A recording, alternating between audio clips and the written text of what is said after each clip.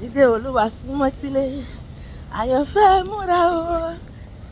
Ọkọ ìyàwó máa fẹ́rẹ̀ dé nígbà tẹ́nìkan kóró. Wọ́n náà wò Iran, wọ́n ju bọ́ǹbù níbí, wọ́n ju bọ́ǹbù lọ́hùn. Gbogbo èèyàn ti kú. À ń gbọ́ èrò ogun àti ìrọ̀kẹ̀kẹ̀ ogun. Lọ́ka Matthew 24, ṣé wò ó rí i pé gbogbo ohun tí Jésù sọ pé ó máa ṣẹlẹ̀ ló ti ń ṣẹlẹ̀? Ó túmọ̀ sí pé dídé Olúwa ti súnmọ́. Bẹ́ẹ̀ ni àkókò fún wa rèé láti jí lójú oorun wa torí pé ìgbà àti ìgbàsókè wa ó ti mọ́ ju ìgbà tí a ti kọ́kọ́ gbàgbọ́ lọ. Jésù ò ní pẹ́ dé. Ǹjẹ́ o ti múra láti pàdé Jésù?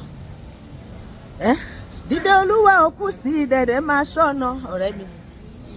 Dídé Olúwa ó kù sí dẹ̀dẹ̀ máa ṣọ́nà. Ó lè jẹ́ lónìí tàbí lọ́la mi máa mọ̀. Ó lè jẹ́ lọ́sàn-án tàbí lálẹ́ mélòó sá. Tó bá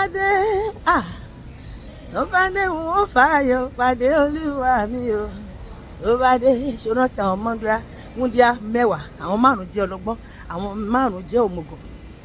Nígbà tí yẹ pé ọkọ ìyàwó dé nígbà tí wọn kò, àwọn kan ò ní epo mọ́ nínú àtùpà wọn. Ǹjẹ́ o ní òróró nínú àtùpà rẹ?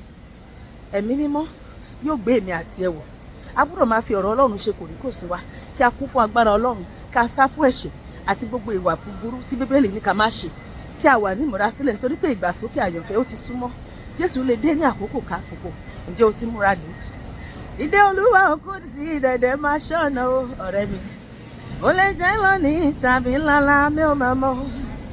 Ó lè jẹ́ lọ́sàn-án tàbí lálẹ́ mi lè sọ. Tó bá dé n ó fààyò pàdé Olúwa mi ò bó bá dé. Dídé ṣùgbọ́n àtọ̀ wá pé kò fi ayé rẹ̀ fún o. Bọ́ọ̀rẹ́ mi o, ò ń bọ́ láwọ̀sán mo. Gbogbo ojú ni yóò rí o. Àtàwọn tó gùn lọ́kàn o, àtàwọn tó dé ládé. Jésù ń bọ́ láwọn sàn mo. Ṣó ti múra? Gbogbo ojú ni yóò rí o. Àtàwọn tó gùn lọ́kàn o, pẹ̀lú àwọn tó dé ládé. Bẹ́ẹ̀ ni Jésù bọ̀ lófurufú pẹ́ láyọ̀. Ọjọ́ ayọ̀, ọjọ́ ayọ̀. Àwọn tó fẹ́ yóò fọlá pàdé rẹ̀ o. Ọjọ́ ayọ̀ ayọ̀lá o. Wọ́n yóò pàdé Olúwa ní sánmọ̀ o. Gbogbo wa pẹ̀lú Jésù yóò wà níbẹ̀ o.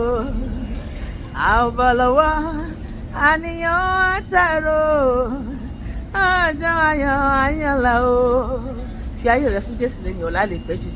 A bá mi lẹ́nu ìrere bí Jésù bá dé. A bá mi lẹ́nu ìrere. Kò mà ní bá mi nílé aláwo. A bá mi lẹ́nu ìrere.